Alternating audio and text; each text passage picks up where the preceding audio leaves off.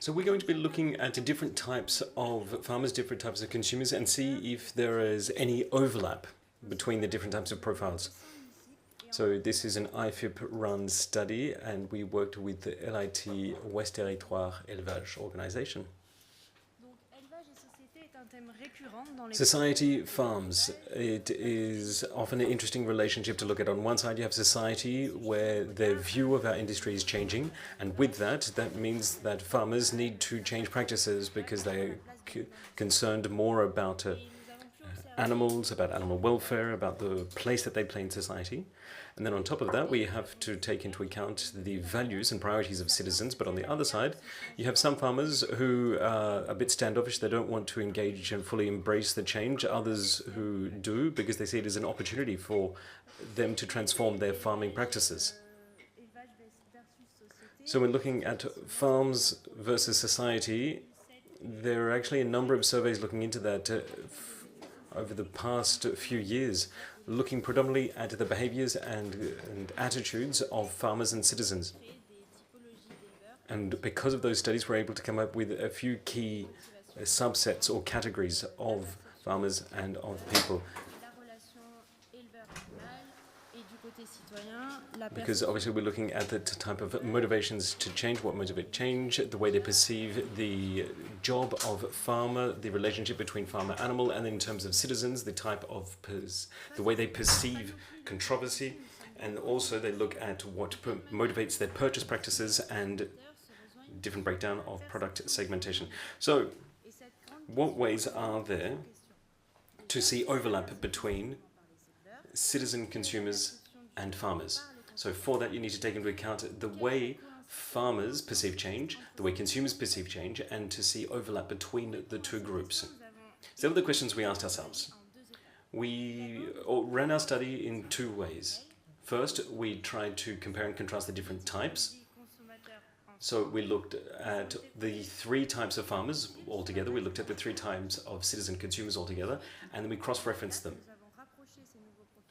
Then we took the new profiles for both groups, and we looked at the way they perceived animal welfare, farmer welfare, and the way they perceive change. And then we also looked at the difference between what consumers say and what consumers do. So I'm going to quickly zip through to the second stage, just for sake of time. Here we're talking about change motivators and the concerns about animal welfare and human welfare. We were able to differentiate the different profile types according to those two criteria. Then we looked at the way we communicate with them. We looked at the impact of cognitive dissonance, and then we looked at the actual act of purchasing. So first, let's look at the first group. Here, we are farmers where they believe that techniques and technology can help change, and we're looking at citizens where farmers need to feed and respect their animals.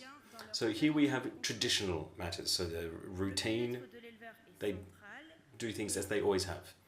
Here it's where the farmer's welfare is at the center of all concerns, and they tend to be family farms. Now, in terms of purchasing behavior, these are people who tend to focus on legacy brand, who want to focus on the knowledge and expertise of farmers and local delicacies. There's not a lot of discussion, there's a lot about brand imaging and marketing.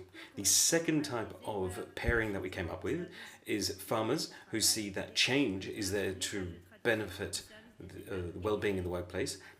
And here we're talking about traditional farmers who are there to serve local communities. Here it's where the main concern is innovation, well-being in the workplace. Oftentimes there are people who operate on their own in a routine way.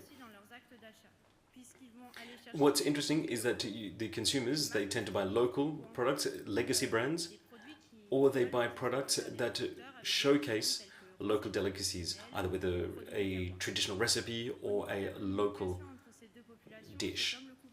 Now, in terms of discourse, There's very little discussion or interaction between consumers and farmers. There's a lot about marketing and a lot about image branding. The third pairing that we saw were farmers who care about the well-being of animals in the industry and consumers who focus on those farmers that actually care for animals. So this is an animal-centric type relationship. So obviously animal welfare is essential, but there is some level of cognitive dissonance for the farmers, because the farmers, they want to put in place more practices that foster greater animal welfare, but they also are very unsure of it because it comes at a huge cost. But then on top of that, you also have a lower level of offering, and that's for the consumers, because they want to buy it, but they can't because there's not a lot out there. This is an industry where they focus a lot on health of animals and are constantly seeking to improve. In terms of purchasing practices, these are consumers who buy premium products that are healthy, but again, there's a cognitive dissonance between what they say they want to do in terms of animal welfare, but also what they actually do. In terms of communication, there's very little communication between farmers and consumers. However, consumers tend to focus on specialized media to seek information about their purchasing practices. And farmers, they are going to communicate with the greater public, but through their own industry media. The next group I want to talk about are farmers who are change drivers and consumers who want for one health for all. So these are innovators, they're testers. They want to focus on animal welfare and human welfare.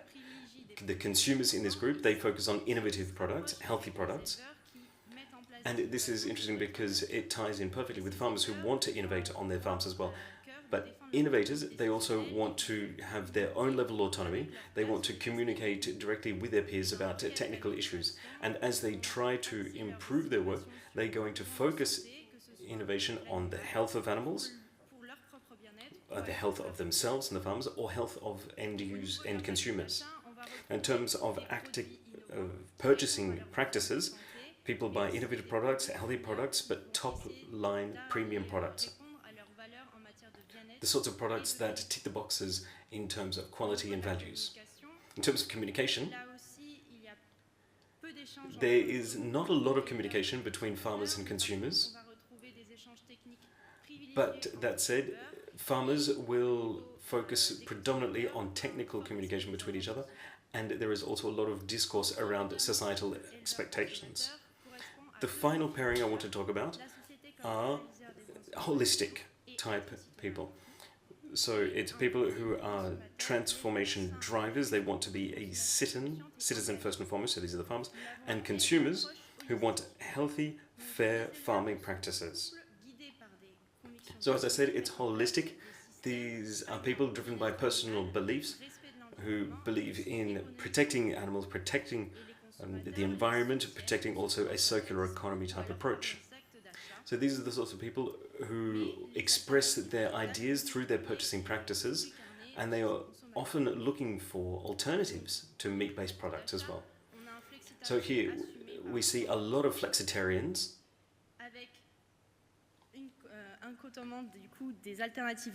with therefore plant-based vegetables, plant-based alternatives on rice, and also a lot of belief-driven purchasing practices. Now, in terms of communication, there is quite an open door between farmers and consumers. There's a lot of to and fro. There's a lot of transparency, a lot of interaction where people can actually go out to the farm, ask questions directly of farmers. So this is what the final profiles look like. But now, what can we do with it all, be it for consumers or for farmers? For the consumer, these pairings make it easier to better channel the market and better segment farming byproducts. But it's also a way to improve information about the origin of products and make it easier for people to understand what they're buying in the shops. For the farmer, it makes it easier for them to go through change because they can target their practices to whatever specific audience or consumer they want to target. And it's also a way of ramping up further communication through the sorts of tools that we have thanks to the focus groups and debates and so on and so forth.